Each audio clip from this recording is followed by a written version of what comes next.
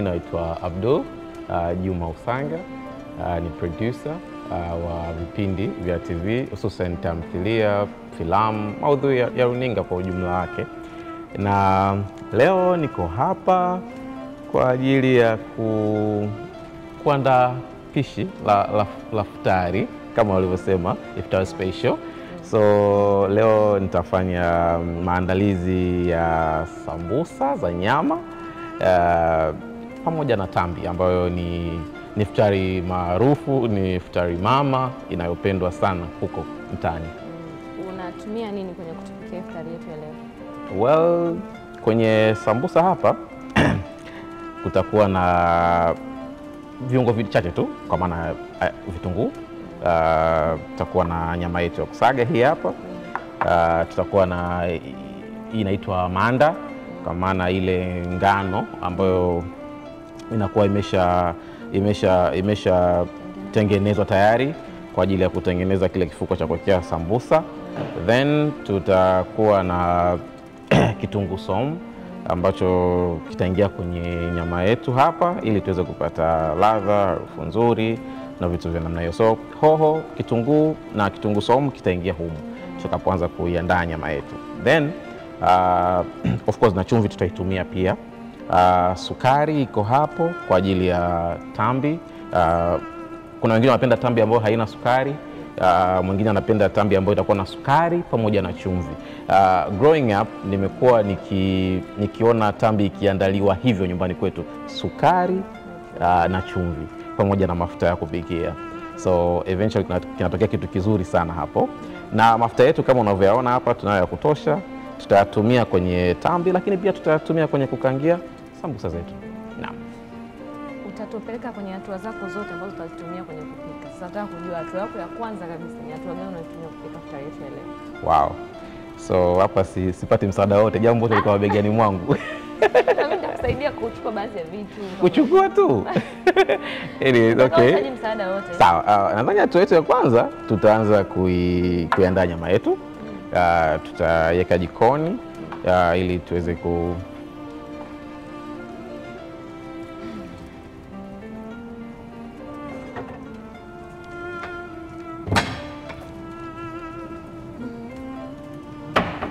kuchemsha kidogo.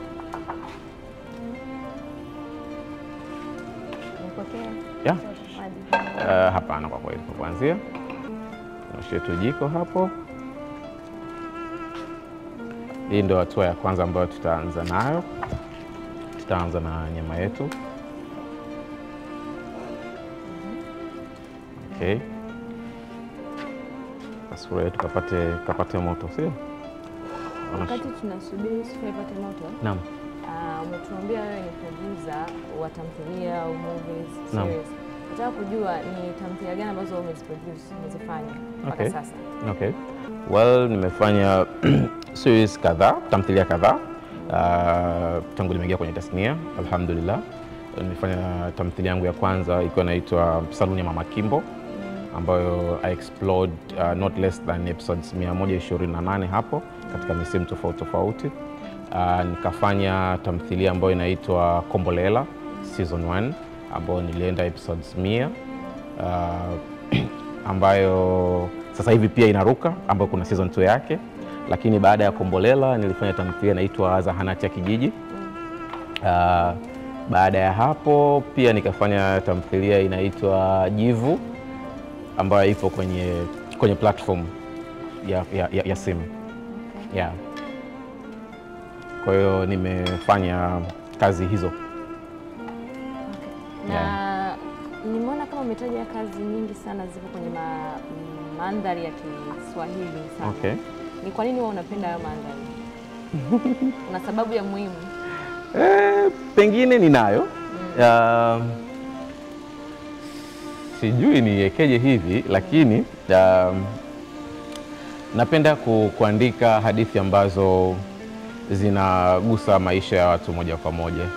Kwa maana mtu akishaiona, ikisharuka pale, anajiona yeye, anamuona ndugu yake, anaweza akahusianisha kinachoruka kwenye TV na maisha ya kawaida ya kila siku. Na ukizingatia ndio nilikuwa nimeingia kwenye tasnia. So I needed my own identity, ile my own path, my own way ya kuja kwenye tasnia. Kwa hiyo sikutaka nifanye vitu ambavyo kila mtu anafanya. Nilitaka nije na mlango wa peke yangu. Kwa hiyo mlango wa peke yangu nikaona basi ni dili na hadithi ambazo zitakuwa zinagusa watu wa chini kabisa, lakini inawagusa watu wa kati, inawagusa watu wa juu. Kwa sababu ukiangalia hizo story, mtu wa chini ndo anayoishi, wa juu ambaye ametokea chini anahusianisha, na yule wa middle pale katikati pia naye anahusianisha. Kwa hiyo inakuwa rahisi kutoka na audience. Yeah. Na kwenye tamthilia yako ya Kombolela. Naam. Ni idea hiyo imetokea wapi? Yaani kuna chanzo. Ukiwa unaweka vitu unatembea unaweka nini? Naweka kitunguu saumu. Okay. Idea ya Kombolela. Naam. Unaweza kufafanulia imetokea wapi? Well, idea ya Kombolela at first ilikuwa niliandika kama filamu nikiwa niko chuo mwaka wa pili nakumbuka. Na nikaona kama naiandika afu siimalizi. Ilikuwa ni mwaka gani? That was 2015, 2016. Yeah. Nakawa naandika afu naona kama mbona siimalizi, kwamba hii idea ni kubwa sana. Kuifanya filamu ni kama kuipunja. Kwa hiyo nikaiacha. I gave it a break. Kama kuizila hivi, kuisusa. Nakumbuka nilivyoizila nikachukua idea ya Mama Kimbo. Watu wasiojua Mama Kimbo ilikuwa ni ya pili. Ya kwanza ilikuwa na Kombolela kuiandika, lakini sikuifanyia kazi, nikaiacha, nikaitelekeza kabatini kwanza. Kwa hiyo nikafanya Saluni ya Mama Kimbo. Kwa hiyo Kombolela ilikuwa nataka nizungumze ama niangazie maisha ya kawaida kabisa ya Tanzania au mwana Afrika Mashariki, ambapo unakuta tuna extended families nyingi, kwa maana ile nyumba ina babu, bibi, ba mdogo, ba mkubwa. Naweza kupata kisu kwa ajili ya kitunguu sasa?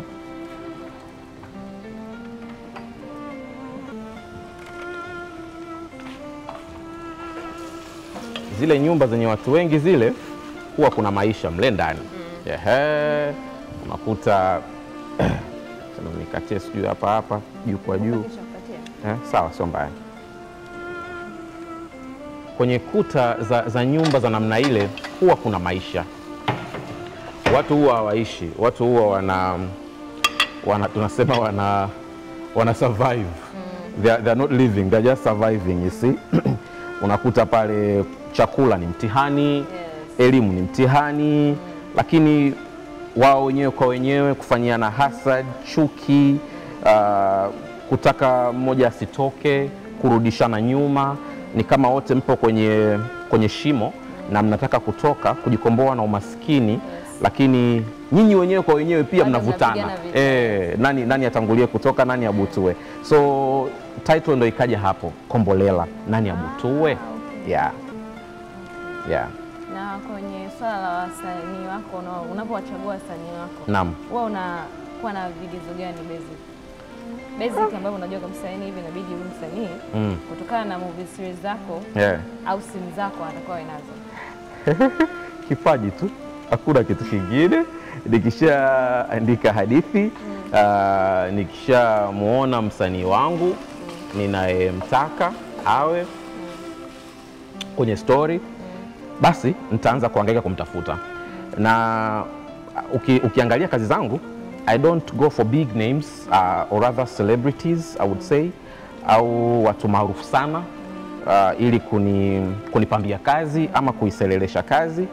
I would go for someone hajulikani na ujazo, anaweza kukaa kwenye script yangu na akawasilisha vitu vizuri, na mwisho wa siku huyo character asijulikana akajulikana kupitia kazi. So I produce stars.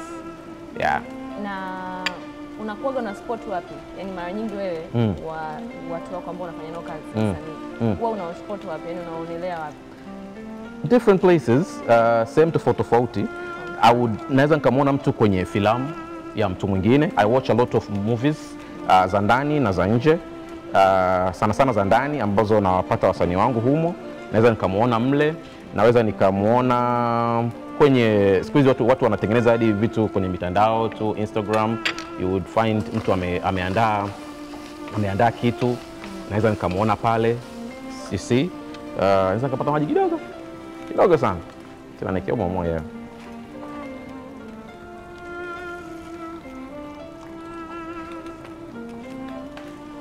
So wasanii wangu nawapata humo sana kiukweli. Natosha. Iftar Special.